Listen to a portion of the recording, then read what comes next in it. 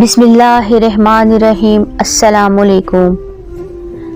अच्छी सबक आमोज़ और इखलाकी कहानियाँ सुनने के लिए मेरे चैनल को सब्सक्राइब करें। आज की कहानी का उन्वान है किस्मत के खेल।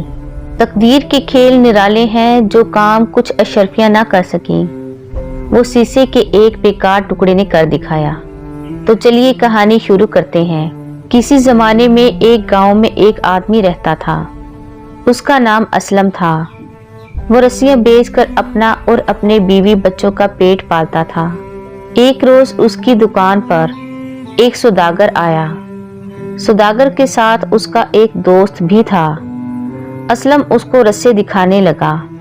सौदागर ने अपने दोस्त से कहा, मैंने अक्सर लोगों को देखा है कि वो दुनिया में तरक्की इसलिए कर जाते हैं कि इन पे किस्मत अचानक मेहरबान हो जाती है।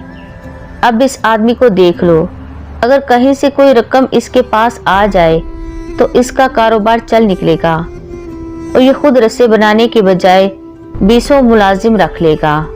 माफ करना जनाब, असलम ने इनकी बातों में दखल देते हुए कहा, आप दुरुस्त फरमा रहे हैं, लेकिन मेरे पास इतनी रकम आएगी कहाँ से? सौदागर बोला, देने वाली तो वो पाक जात है, इसने मुझे बहुत कुछ दिया है। जब मैं किसी आदमी को इमदाद का हकदार देखता हूँ तो उसकी ज़रूर मदद करता हूँ। ये बताओ कि तुम कितनी रकम से अपना कारोबार शुरू कर सकते हो?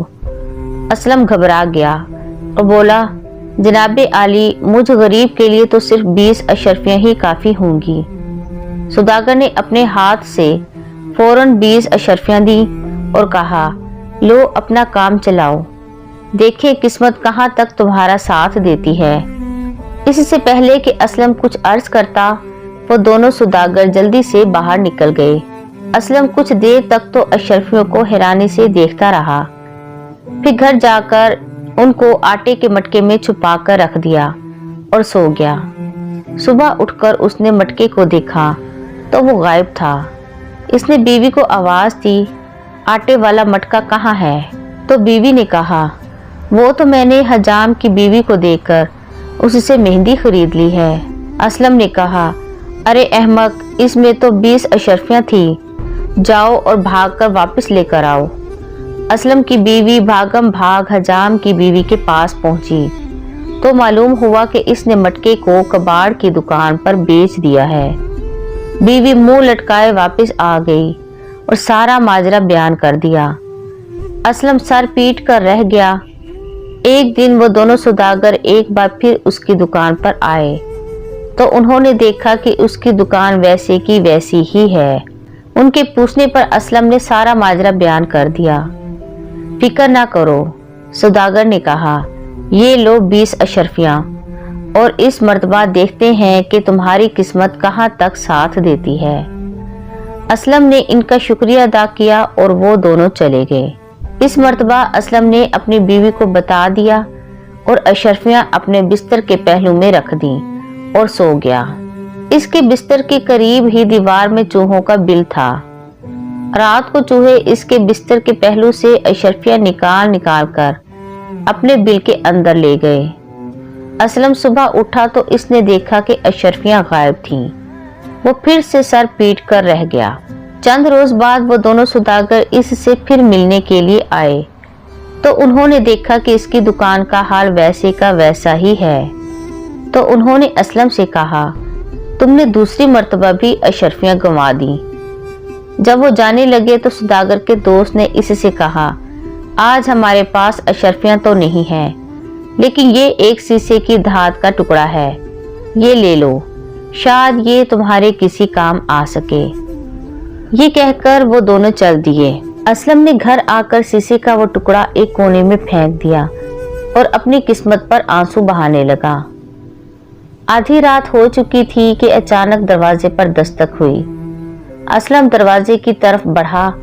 वहां मछेरे की बीवी खड़ी थी।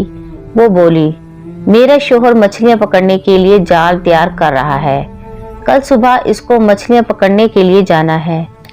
बदकिस्मती से हमारे पास जाल के साथ लटकाने के लिए कोई वजन नहीं है।